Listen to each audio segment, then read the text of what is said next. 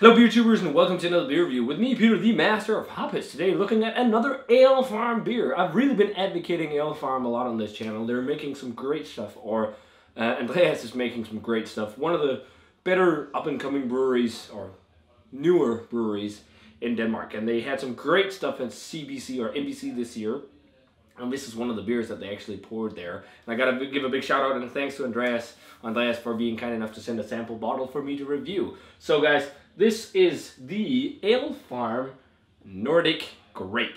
So this is their newest bottle release, and I think the first bottle release they've done since they kind of canceled their Farm to Barrel Society, at least for this year. It might be up again later. But apparently it was a bit hard to keep up and whatnot with it. But it's awesome to see another bottle release from them. They do a lot of different stuff, mostly kegs, but it's once in a while a bottle drops, and then it's, usually some pretty nice stuff. So this is their Nordic Grape, and this is a farmhouse ale with sour cherries, as it says. It's only 6%, and it's brewed with barley malt, rye malt, and wheat malt, and they use, of course, hops, and they yeast, sour cherries, and water. But the big thing about this is that it's a kind of sour farmhouse ale. It's been aged in French oak barrels, and they use unique sour Danish cherries called Stevnskirseberg, which is famous for being in the Farmhouse cherry wines. And they're such a rich, sweet cherry. I think some of the most unique and intense cherry flavors you can get is from these cherries. You get all these different cherry, sours from all over the globe, but these Stevnskirseberg just has such a big depth and richness to it compared to quite a lot of others. So this will be really fun to try. I didn't get to try this at MBCC, so it will be fun to try it here from the bottle. So I got it poured, and that is such a dark blood red color. It looks amazing in the glass. I mean, it almost looks like a glass of red wine with a pink head. But yeah, the head that is there is nice and pink. Looks great, like one finger pink head. That just looks marvelous in the glass. Such a nice deep red color. Looks great. I'm really looking forward to this one. Let's check out the aroma on the Nordic Grape by Alefarm. Wow, that is an intensity of cherry aroma. It is so reminiscent to the cherry aroma that you get in Frederiksdal's cherry wines. Wow, super rich, sour, but also sweet, like intense cherry, almost like it's almost got like a candied marmalade-y cherry aroma to it as well. And big vanilla and marzipan notes, and they say that on the label too. And I get that so much from cherry sours, but even more with these Stevnskirseberg, these Stevns cherries. They're just so rich on the kind of marmalade, almost cinnamon-esque spice to it.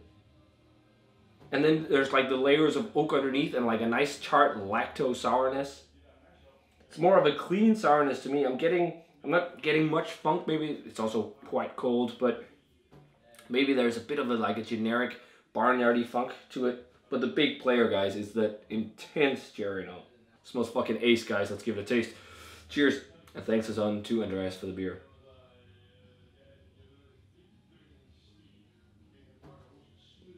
Are you fucking kidding me? That is the most amazing cherry flavor in the world of cherries. I really want to see more breweries do cherry sours or cherry beers with these Stevnskirseberg or Stevns cherries. They just bring this super intensity of flavor.